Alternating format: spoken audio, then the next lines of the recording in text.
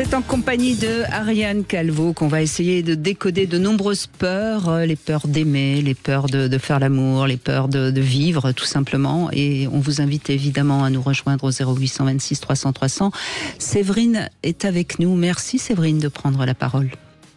Bonjour Brigitte et bonjour à votre invitée Ariane. Bonjour. Merci de m'écouter aussi, et de probablement pouvoir me conseiller concernant le sujet sur la peur. Alors moi j'ai alors je sais pas, je cherche l'origine, je cherche entre guillemets sans vraiment chercher l'origine.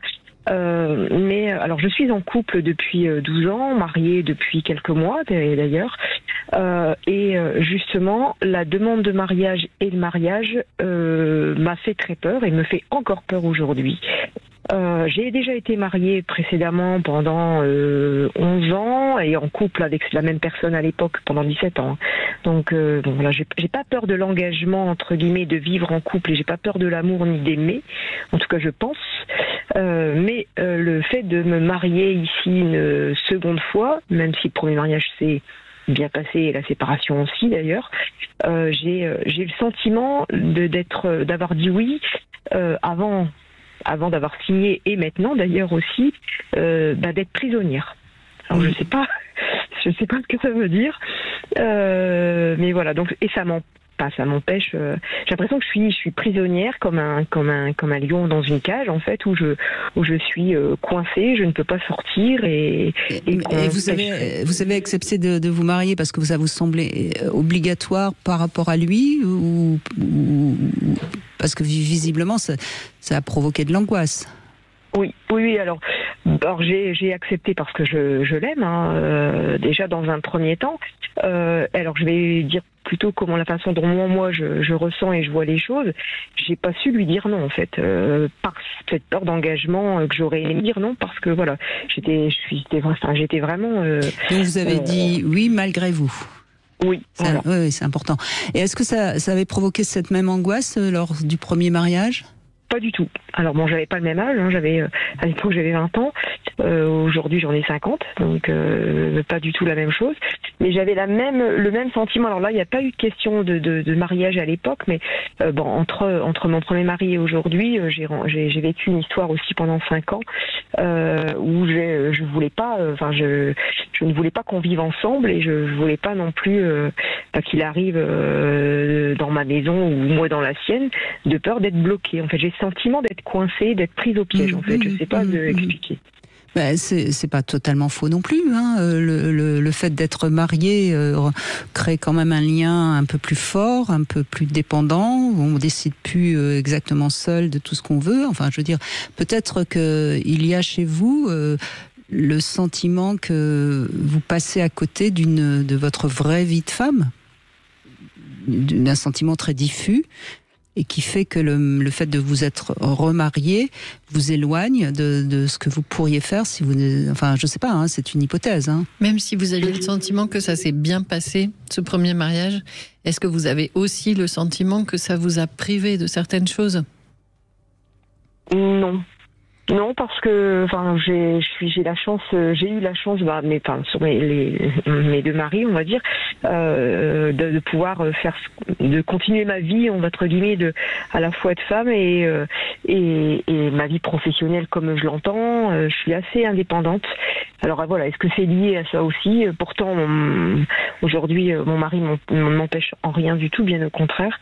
Il m'accompagne dans mes projets et il m'interdit rien, mais voilà, je ne sais pas expliquer. C'est peut-être que ça ne vous correspond pas, cette espèce d'officialisation assez rigide en fait d'un engagement que vous vivez de façon souple et volontaire en dehors de ces clous-là, disons, du mariage. Quelle serait votre croyance du mariage comme ça, s'il fallait dire des mots, ça signifie quoi pour vous, une épouse, une femme mariée ? C'est un engagement pour... Alors, je pense que ça va être là. La réponse peut-être ne réfléchissez pas, dites. Un engagement à vie, en fait. Voilà. Oui. Et aujourd'hui, j'ai pas l'impression, j'ai pas le sentiment que ça puisse encore exister d'être engagé à vie. On On a l'impression comme ça qu'il y aurait inconsciemment quelque chose que vous voudriez vivre, mais que vous ne vous autoriserez pas si vous êtes marié. Est-ce que pour vous c'est obligatoire d'être fidèle, par exemple, si on est marié? Oui. Oui. Et est-ce que renoncer à tous les autres hommes, c'est quelque chose qui est facile pour vous? Est-ce qu'il y a une sorte comme ça de... Oui, effectivement, je pense que je me sens peut-être coincée à ce niveau-là, effectivement. Donc ça serait intéressant J'ai besoin de sentir que je peux encore plaire ou que je peux séduire, probablement. Ouais. C'est peut-être, oui, il y a peut-être quelque chose de l'ordre de la finitude, de ce que c'est d'être une femme qui a du succès auprès des hommes, on peut avoir envie de continuer à séduire, ce qui n'est pas impossible en étant marié, mais qui, quelque part, freine quand même. Oui, parce que selon votre logique, vous n'auriez plus le choix. Là, ce serait cet homme-là ou personne, quoi. Parce que vous seriez marié. Oui, tout à fait, ouais. Donc on est peut-être... Oui, alors, je vous dis oui, mais même en étant... Enfin, même sans être mariée, j'étais engagée de la même façon. Je sais, pas mais le mariage met vraiment un mot très très ferme et clair sur ça. Et alors encore une fois, ça ne veut pas du tout dire que vous avez envie de faire l'amour avec d'autres hommes. Ça correspond juste à quelque chose que vous pouvez aller travailler en thérapie sur cette sorte de désir plus ou moins inconscient qu'ont beaucoup de gens, hein, d'être quand même disponible pour l'univers en quelque sorte. C'est-à-dire que en avoir un seul, c'est renoncer à tous les autres.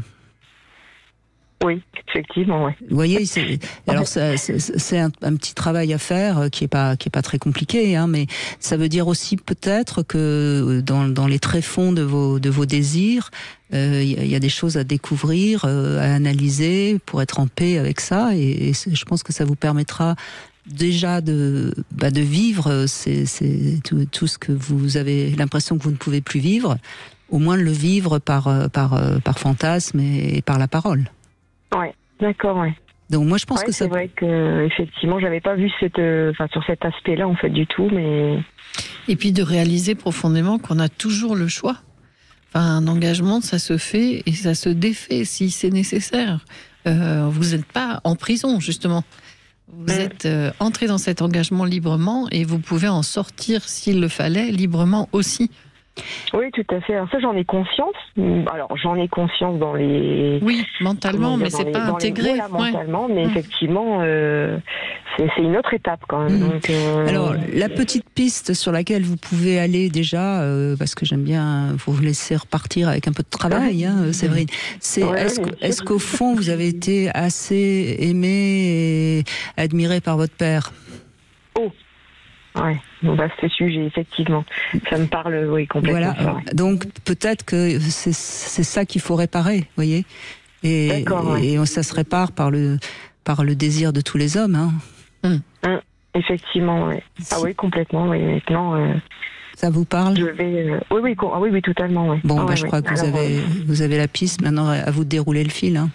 Oui, j'ai tout à fait, ouais. Bon, je sais que mon père m'a aimé, et m'aime encore aujourd'hui.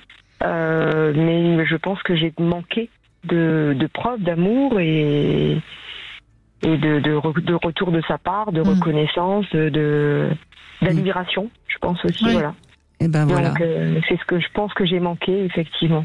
Donc j'en ai... Voilà. Ouais. Et donc je le recherche auprès des autres. Enfin, je rechercherai probablement cette quête auprès d'autres hommes. Alors c'est ça. Oui, enfin en tout cas ça répare cette blessure. Ça réparerait cette blessure, mais ça c'est de l'inconscient, c'est du fantasme, c'est pas la réalité. Hein, on est bien d'accord. Mais si on est plus en paix avec sa blessure, on est moins dans un comportement ou dans des angoisses qui nous font souffrir, quoi. Oui, d'accord. Ce qui est paradoxal, je sais pas si c'est paradoxal, mais je suis pas du tout quelqu'un qui est extraverti, qui aime bien me montrer, qui aime bien séduire. On me dit même d'ailleurs souvent que je suis quelqu'un de très froide, très discrète, et j'ai quelques hommes parfois qui m'ont dit on n'ose même pas t'approcher, il y a une barrière, c'est impressionnant, tu fais peur. Alors qu'au fond de moi, voilà, j'ai... oui, mais ça vient de là aussi, il me semble. Cette barrière que vous mettez. Sûrement. Vous voyez ? Ouais. D'accord, ouais. Bon, je vais aller travailler ça, alors, puisque tu ne m'admires pas, eh bien, je vais rester froide. Oui, d'accord. Vous voyez, enfin, je simplifie tout, parce que c'est loin d'être aussi simple que ça, mais c'est pour que vous compreniez bien et que tout le monde comprenne bien. Bon, et on avance. Okay. Oui. Bon, je vais réécouter et puis travailler sur ce point-là, alors. Je pense que vous avez compris et que ça va aller plus vite que vous ne pensez. Merci Séverine, en tout cas.